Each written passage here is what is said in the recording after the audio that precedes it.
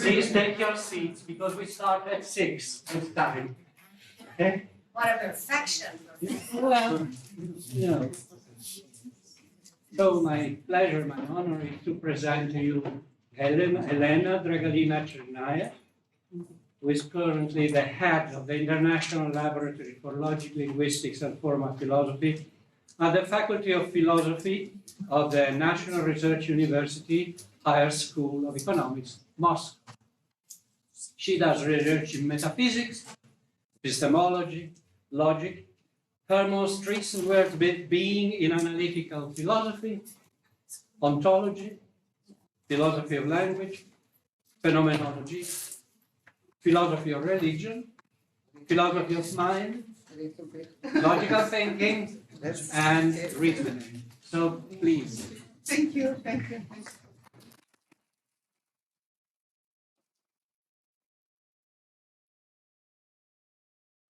Thank you for coming.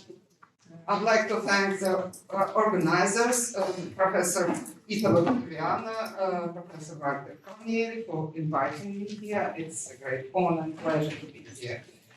Okay, so I'm going to talk about logical hylomorphism.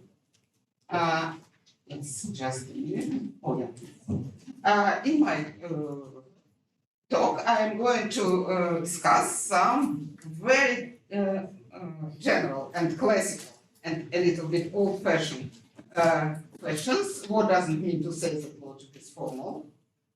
If logic has no ontology, in what sense, if any, it is a form of ontology? And in what sense, if any, logic is a form of deontology? Very extremely general question I should clarify.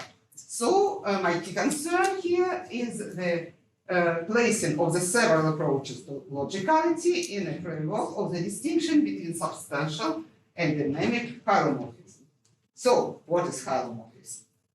Very simple. Traditionally, logical hylomorphism considers logic as concerned with logical form and not with logical matter. So, substantial hylomorphism refers to logic as a theory of higher order formal objects, which turns their structural properties into formal laws of inference. And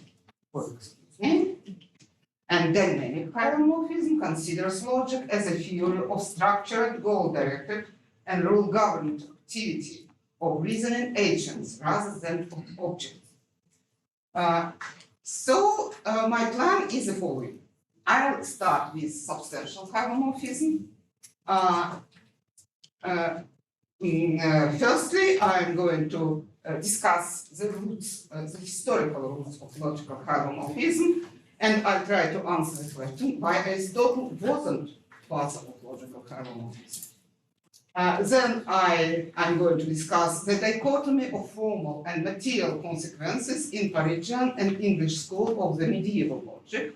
And from there, I'm going to move to its modern counterparts, namely to Alfred Tarski motor-critical dichotomy of formal and material consequences, his permutation invariance criterion for logical notions, and its generalization in the abstract modal theory. Finally, I'm going to suggest considering abstract logic or modern critical languages as formal ontologies, as well as classification. I must prevent that my abstract logic are different from the abstract logic from our lecture in the morning. There are a family of abstract logics, and this abstract logic is also referred as the modern critical languages. And in the second short part of my talk, I'll address dynamic hylomorphism. I'll try to discuss the dichotomy of constitutive and relative formality of logic, and if I have time, I'll try to present a geopolitical perspective on the so-called combined criterion of logicality, of the thesis about the double life of a logical constant. So, first of all, I'd like to mention two problems with logical form. First one is the distinction between logical form and logical matter isn't easy to make precise, since logical form isn't the formal concept of logic. And second one is that formally could turn it into an anachronism, which may, I quote Jean Vizier here, may sound quite charming to the ears of the old English lady reading the Morgan while drinking her tea. On the one hand, he remarks that form is like a multi-headed dragon. Cut one head, three more hands grow. So in my talk, I'm going to deal with some of these heads. Yeah, do something with that. So let's start from substantial hylomorphism. Substantial hylomorphism considers logic as a theory of higher order formal objects, which takes their general structural properties and turns them into general laws of inference. From this point of view, formal corresponds to the abstraction from matter. This abstraction may concern terms or models.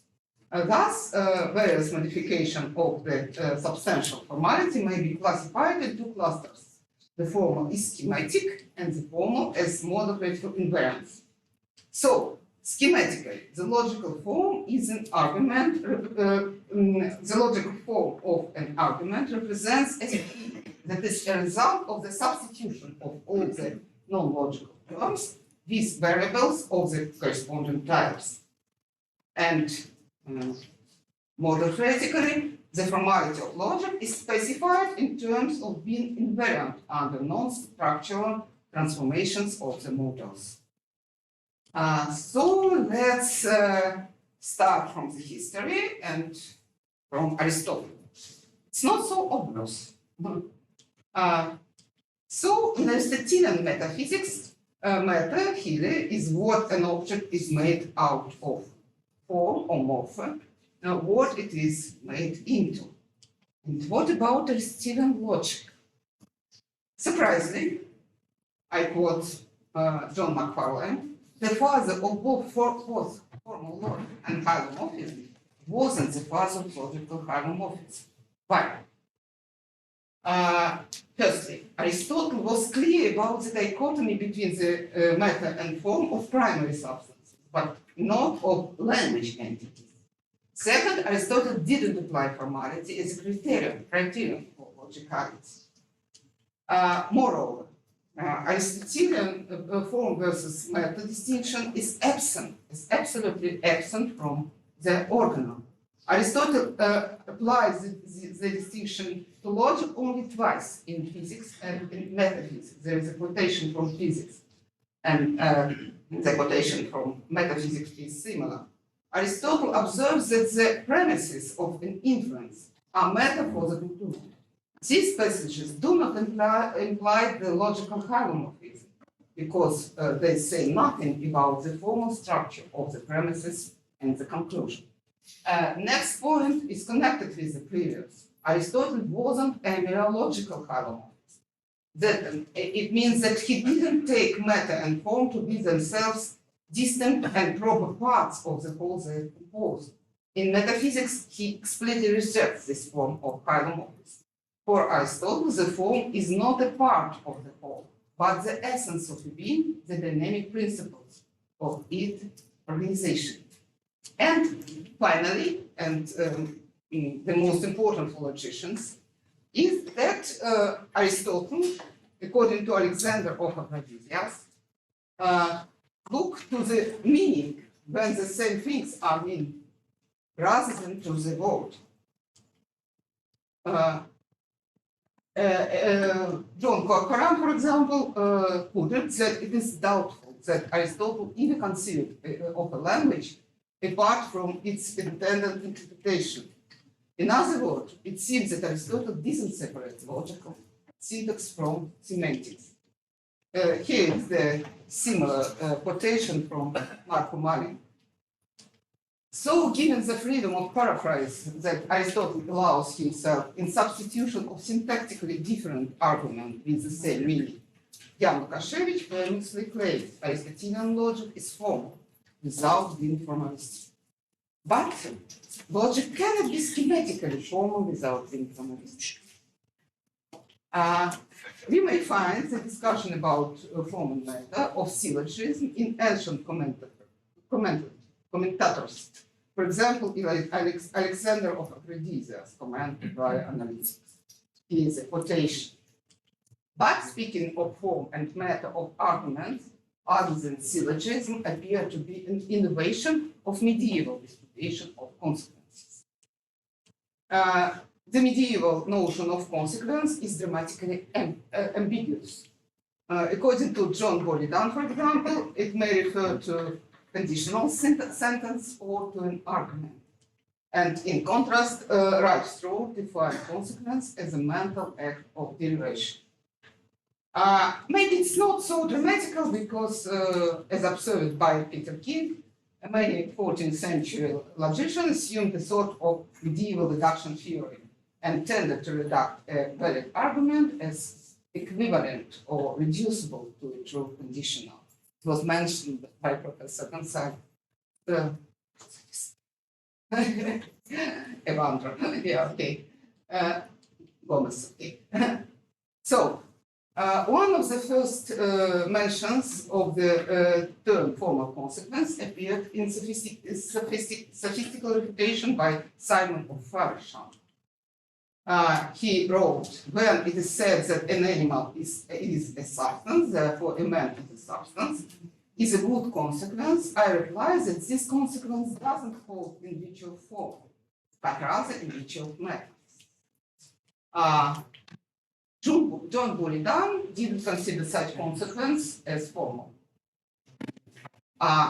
In his treatise of consequences, he links the matter of consequence to categorimatic term and the form to arrangement of syncategorimatic terms. Syntactically, syncategorimatic terms are those that cannot be subjects and predicate of propositions, and semantically, categorimatic terms are those that have definite signification, and syncategorimatic terms are those that merely co-signify, that is, signify in combination with some other term, but which is themselves do not signify anything. On the contrary, in modern modification semantics, syncategorimatic logical terms, for example, generalized quantifiers, receive independent semantic value. We'll return to this point later. Okay, and given this the dichotomy of categorimatic and syncategorimatic terms, Buridan provides a substitutional criterion of formality for consequences. A consequence is called formal if it is valid in all terms retaining the similar form. A material consequence, however, is one where not every proposition similar in form would be a good consequence. For example, a human is running, so an animal is running because it is not valid with these terms. A horse walks, so wood walks. John Buridan and other Parisian scholastics didn't exclude material consequence from logic. Logic studies any consequence if it follows clear rules and admit an epistemic criterion of evidence. But I quote, no material consequence is evident in inference except by its reduction to a form of one. Buridan divided material consequences into simple and, as of now, null consequences. A simple consequence is one where things cannot be as the antecedent signifies and not as the consequence signifies. For example, if I say an animal is running, so a human is running, so an animal is running, I will establish the consequence by adding that every human is an animal. As of now, non-consequence is one where things cannot be as the antecedent signifies without also be as a consequent signifies. For example, if I say a white cardinal has been elected for, he infers, so a master of theology has been elected for. So, at first sight, as of now, consequence is a perfect counterpart of Tarskian material consequence. Alfred Tarski has famously distinguished between formal and material consequence in his classical paper on the concept of logical consequence. According to Tarski, logical consequence is formal as well as necessary. So here is the classical model principle definition of formal consequence. A sentence X follows logically from the sentences of the class K, if only if in every model of the class K is also a model of the sentence X. On the contrary, the sentence X follows materially from the sentence of the class K, if at all if either the sentence X is true or at least one sentence of the class K is false. For example, Paris is the capital of France. France follows material from Brasilia is the capital of Brazil. Brazil as well as from Campinas is the capital of Brazil. So it's a kind of crazy crazy consequence. For Tarski, material consequence has no modal force. Treating all terms of a language is a fixed domain. As logical, he reduces logical consequence to material consequence. So, Tarskian material consequence seems to be a logical oxymoron, designed to emphasize the importance of the distinction between logical and extra-logical terms for the definition of formal logical, real. Let's have a look at Buridan. Buridan's as of now consequence has a modal force. Since consequence is valid ut nunc, when the antecedent cannot be true without the consequent, things being as they are now at the time of utterance. Moreover, I quote, if the expression is in the past on future tense, then it may be called a consequence as of then, or however you wish to call it. For example, this follows in as of now and as of then, or as of now or then consequence. This one is very interesting. If the Antichrist will not be begotten, Aristotle never was. Here's a comment of Buridan. I tried to read it because it's very sophisticated, very scholastic. Because although it is simply true that the Antichrist can fail to be going to be, it is impossible things being as they are going to be that they will be such that he will not be. For he will be, and it is impossible that he will be and will not be. Oh. So this wonderful text is waiting for explication, maybe entire consistent, and it seems to me many-dimensional logic. Yeah. So it's a good deal. The point is that in Buridan semantics, the modal import of the time of utterance must be taken seriously, according to medieval conception of propositions as being singular, contingent, temporary occurrence, excuse me, whether in writing, in speech, or in the mind. For example, for Buridan, every proposition is affirmative, can be true, but not no propositions is negative, even though the second follows from the first. Because if I pronounce no proposition is negative, I specify it by this pronunciation. Okay, so let's move to English logic of the 14th century. In this logic, the distinction between formal and material consequences appeals to the notion of understanding rather than to substitution of terms. According to the contentment criterion, a consequence is good or valid if and only if the consequent is contained or understood, intelligible in the antecedent. Does it mean that logical consequence is considered as a psychological phenomenon?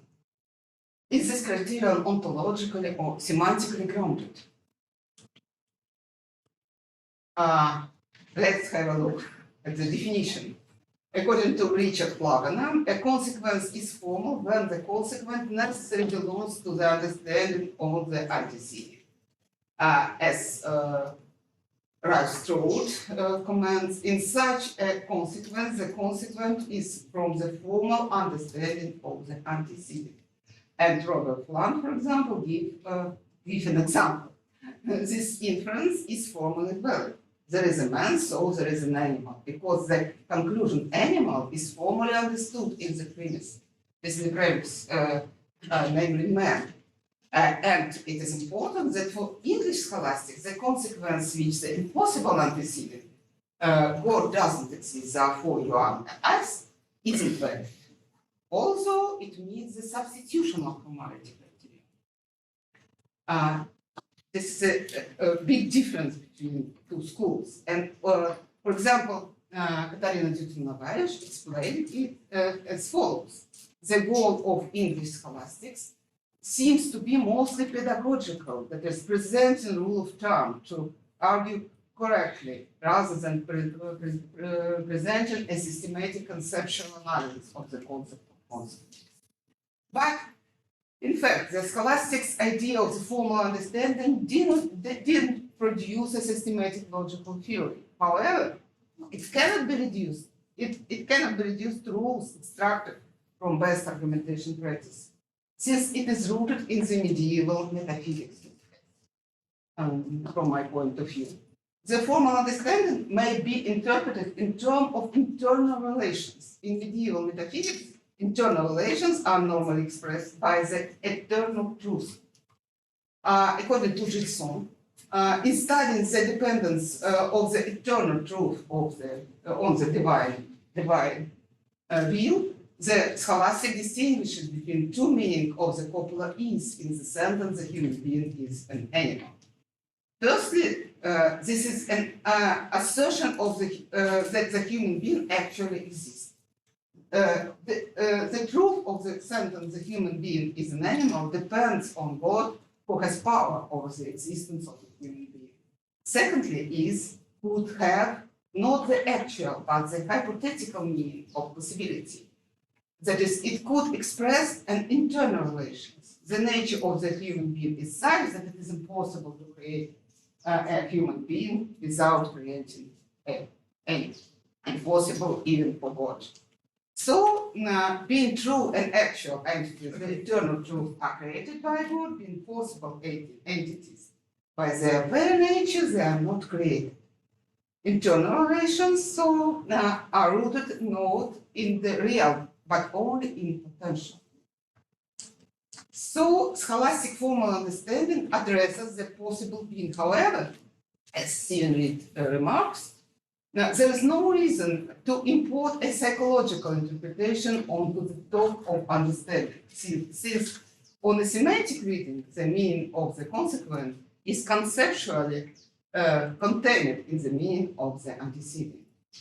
For example, under the influence of English scholastic, Paul of Venice defines formal consequence as that in which the opposite of the consequent is formally repugnant to the antecedent. For example, you run, therefore you move.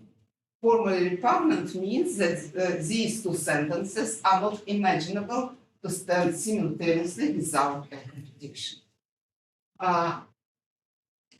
Interestingly, that for Ludwig Wittgenstein, logic deals with internal relations.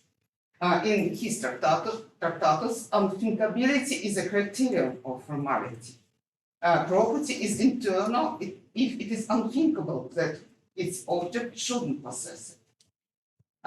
Wittgenstein argues that this unthinkability isn't psychological, since it concerns knowledge rather than the power of understanding. I quote from remarks on color. When dealing with logic, one cannot imagine that means one doesn't know what one should imagine here. And for Wittgenstein, internal properties and relations are not eternal entities which we try to conceive using our concept. On the contrary, they exist in each of their roles in our practice of constructing concept. I quote, and in internal relations, in never a relation between two objects, but you might call it a relation between two concepts. And a sentence asserting an internal relation between two objects is not describing object by constructing concept. So, shifting focus from the old-fashioned dichotomy of formal and material consequences toward conceptual activity offers some important insight into the logical modeling of dynamic formalities. But let's turn firstly to the more theoretical interpretation of substantial and hylomorphism in abstract generalized model theory of model theoretical logic. So, abstract logic here is the most fundamental notion of this theory. Its definition is a generalization of the concept of truth as a relation between structures and sentences. With reference to Kessler, John Barwise gives the following definition of a logic. A logic consists of a collection of mathematical structures, a collection of formal expressions, and a relation of satisfaction between the two. There is a more technical definition of the same idea in the same book, the classical books on model theoretical logic, edited by Weiss and Feckerman. Here you have the pair, the class of sentences in some vocabulary, roughly, and a relation between structures and these sentences. So, generally, we are interested in logics where the classes of structures have some important mathematical properties. For example, in logics where they are closed under isomorphism. So, it's usually presupposed that this kind of abstract logic satisfies the isomorphism. We see that the definition of this definition of abstract logic doesn't include any conditions concerning rules of inference. If we accept principle no logic without inference, it would seem inappropriate to use the term logic in this definition. Solomon Pfefferman, for example, preferred to use the term model theoretical language instead of logic. But I suggest considering abstract logic, this abstract logic, as formal ontologies in Husserl's sense, as well as high-level classification in Barwise and Seligman sense. So, isomorphic models can be regarded as undistinguishable in any sense unless we want to consider the inner structure of elements of their domains. Thus, any two isomorphic models represent the same abstract system. Here is the interpretation of abstract system by Stephen Klein. A system non-empty set of objects with relation on it is abstract if we do not know anything of its objects except the relations existing between them in the system. These classes of types of isomorphism, so classes of isomorphic structure, can be seen also as formal objects. I quote here Gilesher. Speaking in terms of object, you can say that formal objects are not just elements of formal structure, they are themselves formal structures. So, abstract logic are theories of abstract systems as well as theories of formal abstract objects, that is, classes of isomorphic structures, types of isomorphism.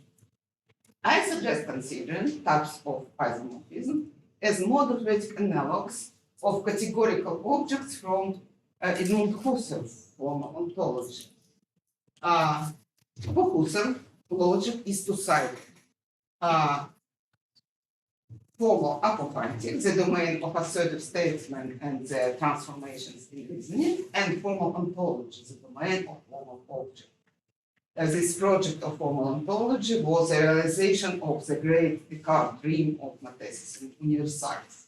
And Husserl considered formal ontology as an a priori science of objects in general. He believes that the transcendental justification of logic is possible only if we postulate a special region of abstract categorical object.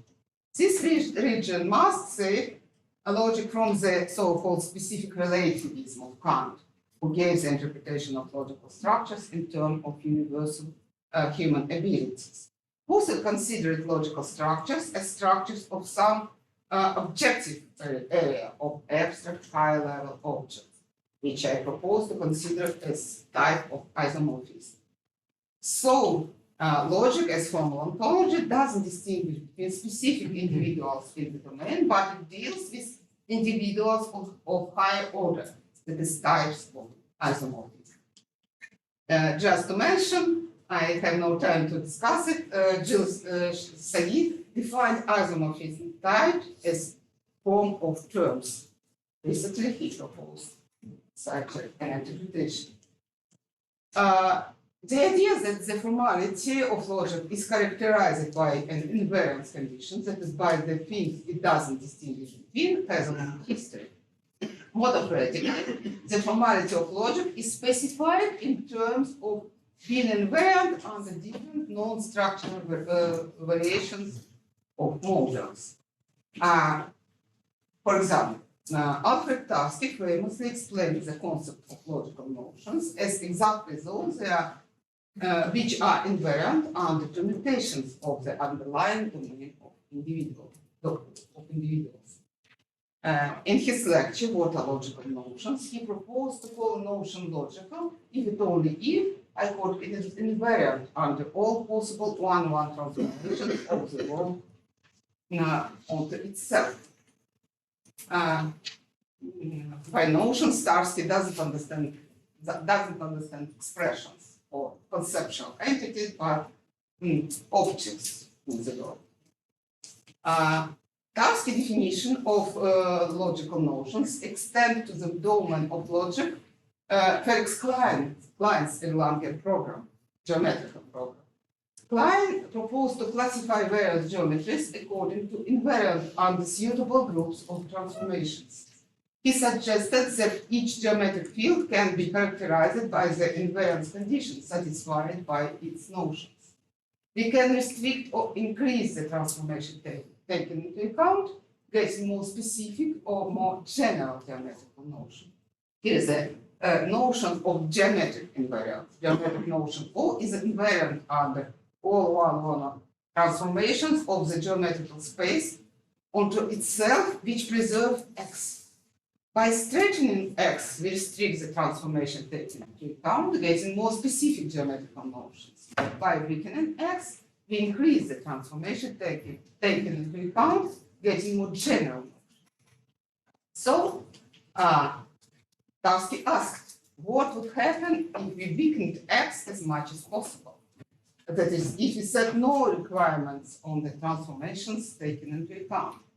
This invariance takes all one-one transformation into account and, as a result, characterizes, according to Tarski, our most general notions. What is the science which studies these notions? Tarski's science isn't geometry, it's logic. Here is the quotation. So we have permutation invariant notion, or is invariant under all one-one transformation of space, the reverse of discourse, onto itself, or under all permutation of the world. So a function is invariant under permutation if it gives the same result, no matter whether objects have been switched under a permutation. So if we interpret formality of the theory as its invariance under permutations of the universe, it means that the theory doesn't distinguish individual objects and characterizes only those properties of a model which do not depend on its non-structural transformation. To sum up, according to Tarski, logic deals with our most general notions, which are invariant under all one-one transformation of the world onto itself. So this is a Tarski invariance criterion. The modern model theory uses the generalized Tarski criterion, also referred to as Tarski shell criterion. criteria or Mastovsky criteria. This criterion goes back to the pioneer work of Andrzej Mastovsky on generalized quantification. Mastovsky proposed to regard quantifiers as classes of subsets on the universe, or as functions that associate with each model a class of subsets of its universe. For example, Mastovsky's quantifier is a function associated with every structure, a family of subsets of its universe, closed under permutations of the universe. For example, this one. Mastovsky also submitted unlimited or global generalized quantifiers that is functions from sets into local generalized quantifiers on these sets.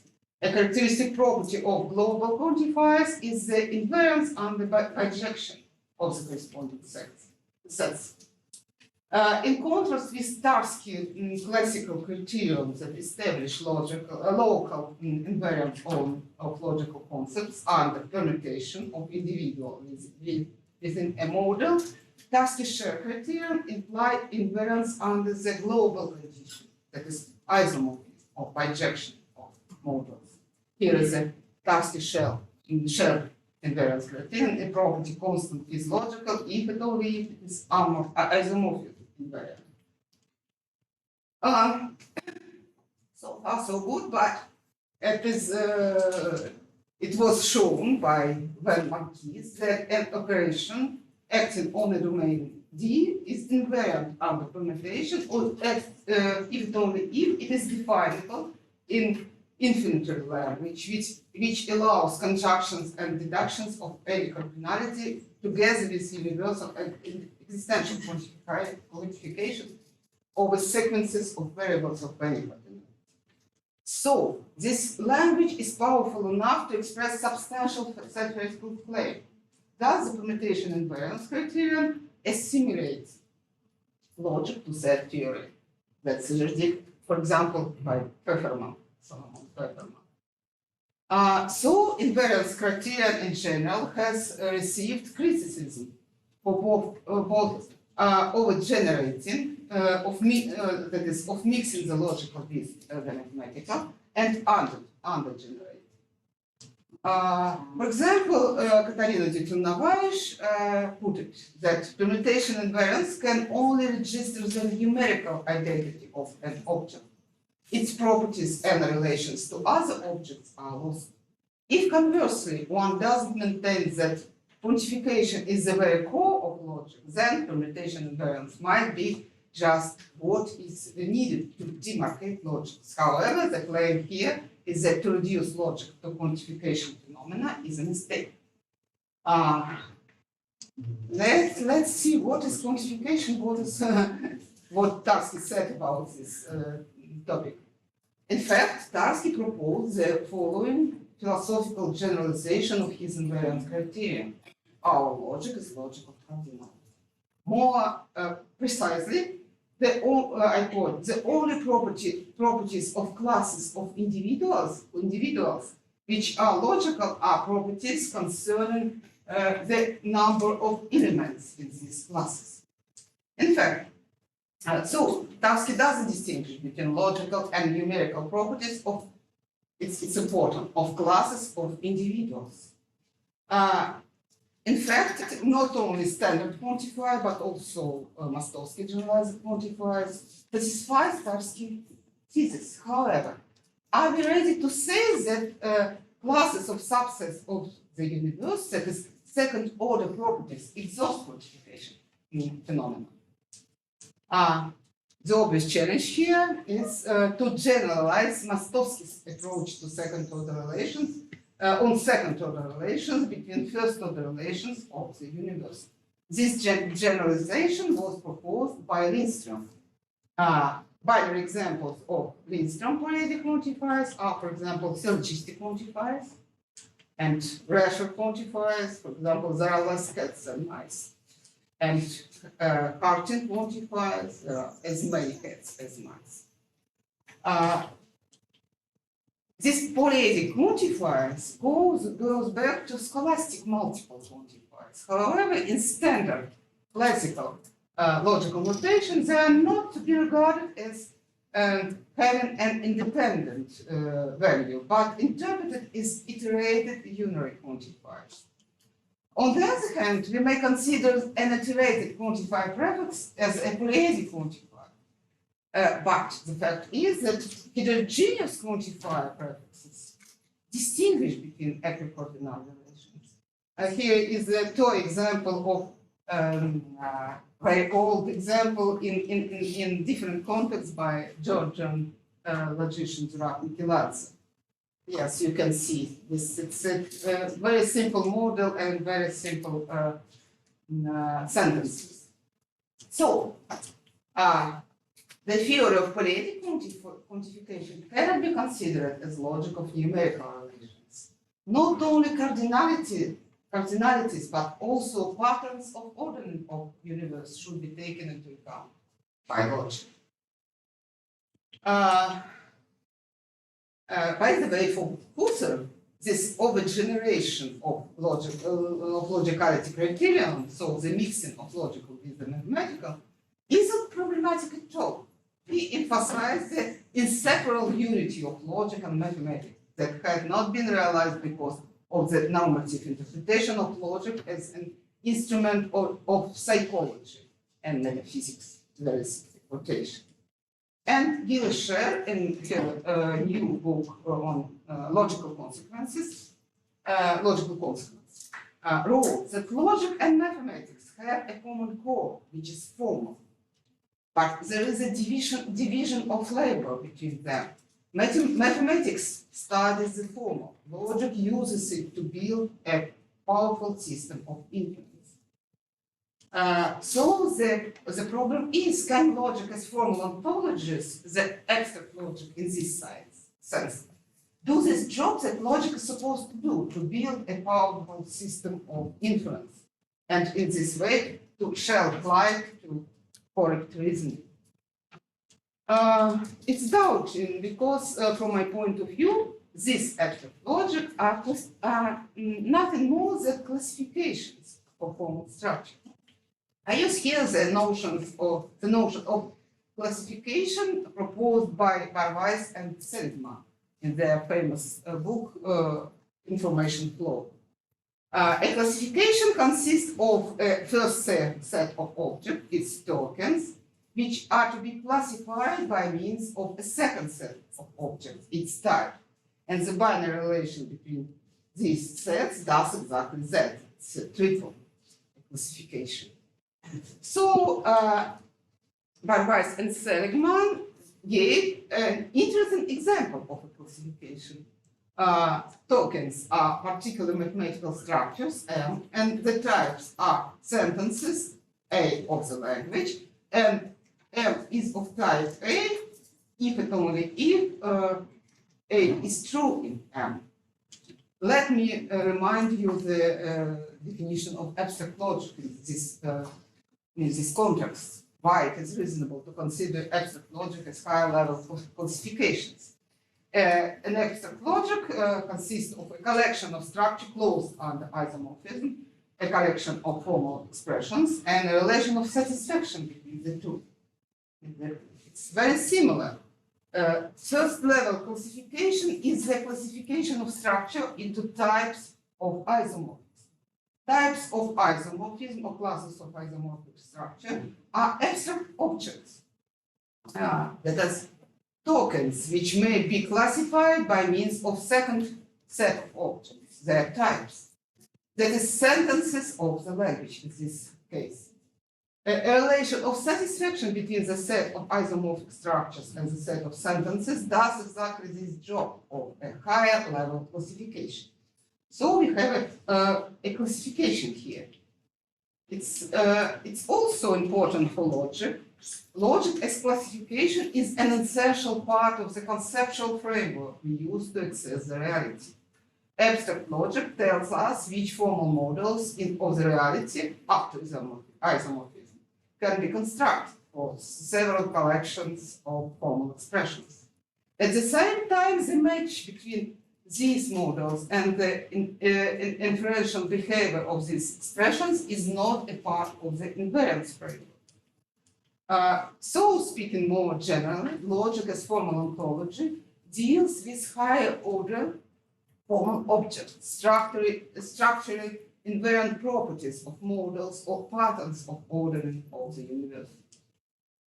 A good starting point of taking a close look at these patterns of ordering is to ask what the interpretational and inferential activities in the background are.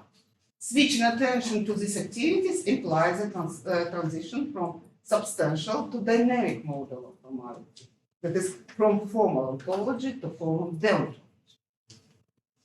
So let's move to formal deontology. What time is it?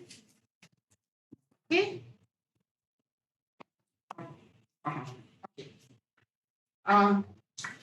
In formal deontology, what formality gives way to how formality. Dynamic formality characterizes a special way of following the rule, whose antithesis is not the material, but the informal in the sense in which we speak, for example, about bureaucratic formalities and informal leadership, informal behavior. So, traditionally, we may identify the dynamic formality in logic with the constitutivity of logical rules. Here is a usual distinction provided by Searle between regulative and constitutive rules.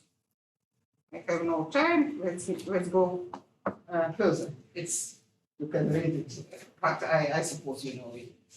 Yeah. For example, Kant's logical hylomorphism is dynamic. Since logic is a canon of understanding as the faculty of rules, logic is the science of the rules of understanding in general, according to Kant. And Kant said also that logic is like a general grammar. It's very interesting.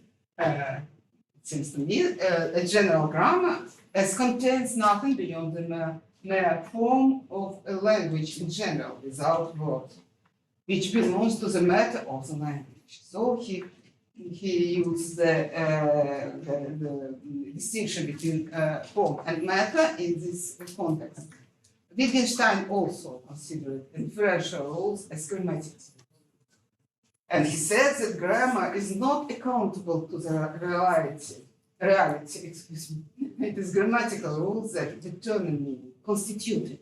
So logic, so the formality of logic in this context, in the context of dynamic formality, is its constitutivity.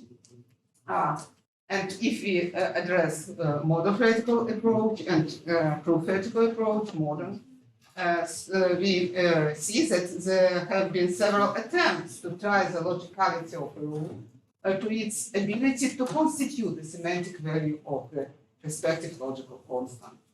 This attempt goes back to Jensen rules and definition remarks, very famous. That the introduction rules constitute, so to say, the definition of the respective science. As a response to prior connective talk, maybe you know about it, several constraints emerging from the rule as definition line of investigations, in particular the requirement of conservativity and uniqueness. Here, I don't know if I have time. No, 10 minutes. So you may read about this constraint. It's impossible that as far as uniqueness is concerned, inferential way of capturing uniqueness cannot guarantee the identity of the notion involved. So additional constraints are needed in order to rule out non-standard interpretations for the logical constant. And Denis Bonnet and Sebastian Speicher put forward the thesis of the double line of logical constant. a double like is our initial claim that logicality shouldn't be analyzed as a semantic or inferential term exclusively. The formal constraint may not be sufficient to single out our reasoning tools within the broader realm of formal non-empirical operations. The suggestion of Denis Bonnet and Sebastian Speicher is then to supplement invariance criteria, ensuring the formality of logical denotations with syntactic criteria connecting a logical denotation with inferential behavior. They propose the combined criterion of logicality, which consists of the following three principles designed to ensure the coherence of semantical interpretation and inferential behavior of the logical symbols. Consistency, invariance, as discussed, and kernel categoricity. So semantical formality captured by bijection invariance and inferential analyticity captured by kernel categoricity complement each other and to tell apart the logical from non-logical. So it's their conclusion. And I, contrary to Bonnet and Speicher, who characterizes criteria connecting the formality of logical denotations with inferential behavior is syntactic, I suggest considering this criteria in terms of dynamic formality. And it's not just a verbal argument, since it may open a more general, agent-oriented, for example, game-theoretical perspective on the so-called double life of logical constant. I can quote Jochen van Bergen here.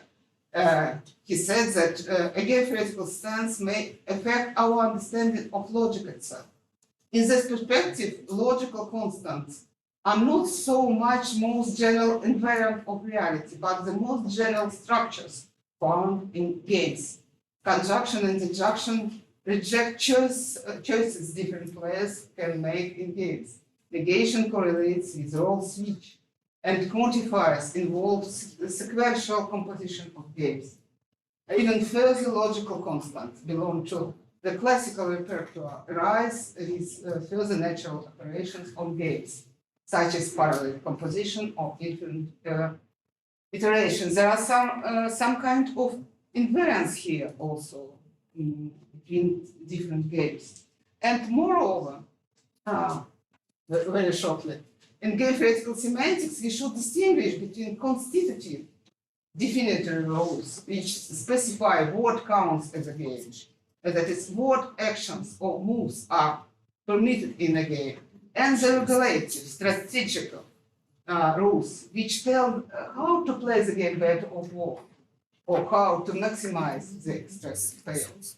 And according to Jakob Hintiker, neglect of regulative or strategic rules is the main cause of the crisis of logic, whose prime task was the study of excellence in reasoning.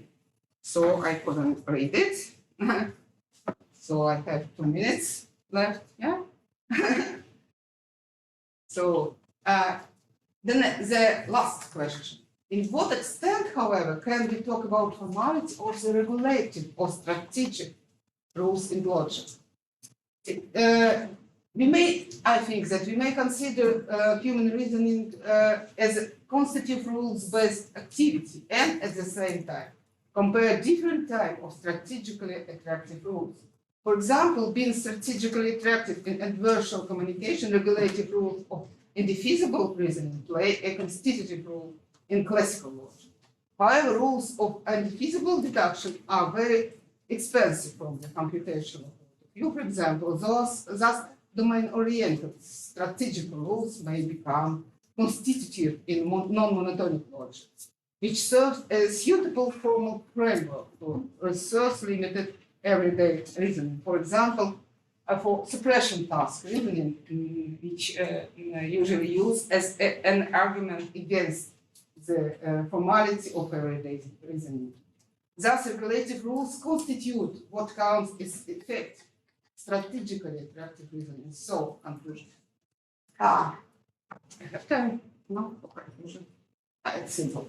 So the substitutional versus dynamic dichotomy of logical hylomorphism reflects the two-sided nature of logic. Logic is formal ontology, the domain of higher order formal objects, that is hypostasis of structurally invariant properties of models. For example, as Gilshev remarks, logic is grounded in formal or structural laws governing the world. Laws governing the formal structural features of object or their formal behavior. Logic is formal deontology, the domain of rule governed and goals-directed structural activities. Logic as formal deontology is about effective agency rather than about objects. The real medium of formal deontology is not sets of objects, the formal features of objects, or even their formal behavior, but structured agents activities. That's all. That's it.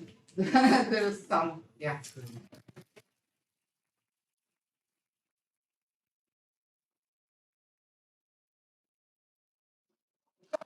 Yeah, I didn't think, yeah. Thank you very much, Elena, for your beautiful presentation, your learned presentation, and for respecting the time. Yeah, so I should. It's perfect. No, we have 5 minutes for conversation. Yeah, and maybe it's enough. Fernando. Yeah, we can continue. Thank you very much, Professor, for your Thank you. wonderful presentation, fantastic presentation, blending this history and conceptual thinking together from the very ancients to today to abstract model theory.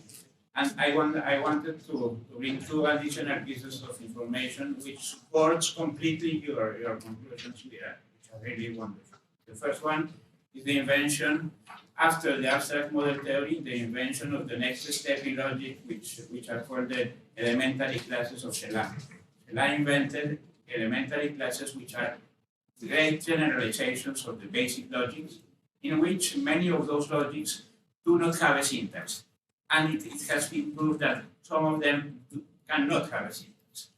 And in those elementary classes, abstract elementary classes, what happens is that there is a dynamic movement, like the one that you were insisting on. The dynamic structure is the thing that captures the structure of the classes. So your conclusions are also supported strongly by the work of Sherat, which certainly is the most important revision of the last 40 years. And the other one, which is also very interesting from the philosophical point of view, is the work of Badiou, Alain Badiou in transitory ontology. Badiou read very well category theory, and he invented something, a thing which is called transitory ontology, which is very, very close to your ideas of the dynamic ontology that you are proposing. So very much thanks for your wonderful talk, and I think that you are exactly on the correct. Thank you. It's in use. That's the remark, Fernando. Yeah. There was no question. No. No question. Yeah, thank you. Thank you. No remark, I question? agree completely with Professor. Yeah. So, Yeah. Yeah, I have a question. But I have a quick, simple question. Think of formal logic as higher order formal ontology. How does it capture the notion of logical necessity, containing the intuitive notion of validity, for example? Well, this is yeah. Yeah. In abstract logic, in this sense, we have a notion of we have this logic is composed from 3 parts. Yeah, the sentences, structures, and validity in these structures. So we have, but we haven't notion of logical consequence here. We have a notion of logical inference here. That's the problem. Yeah. So we can try to find some combined criterion. Yeah. Yeah, I think that's the way Yeah. of. Thank you. this Yeah, notion, thank you. Yeah, you're The right. notion of necessity goes up here. Thanks. Maybe the definition of abstract logic, which was presented in the morning lecture, is better. Because there is, But it's not so there is distinct. yeah. Not so distinct. yeah, they are sisters. Yeah. Yeah. You But need there is a structure notion and a of, consequence relation. consequence there. So, thanks for the talk. I have a question about the ontology aspect of this duality you said in the end. It seems to me there's this fight against the a more Platonic conception of logic and perhaps nominalist version, and then Elena to bring back the isms to the talk. And I would like to know how to balance these two sides of this conception of logic as something that exists, that's this abstract structure which we can describe the world, and this game theoretic, this more nominalistic version of logic. That's thank you. It's a very big question, but I said that the approach of Husserl is Platonic. Yeah, he wanted to save logic from this specific relativism of Kant. Yeah, he saw only one way to do it, to create some objective area of like Platonic area of this abstract object. How is the I don't know if the proof theory is nominalistic. In what sense? I don't know. We try to combine here the one way of doing it is the Nibon and Speitel approach. To combine ontological or semantical and prophetical inferential approaches together.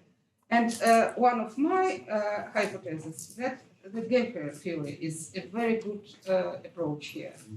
Yeah, we can find some structures in our activities. Are they Platonic? I don't know. Maybe not.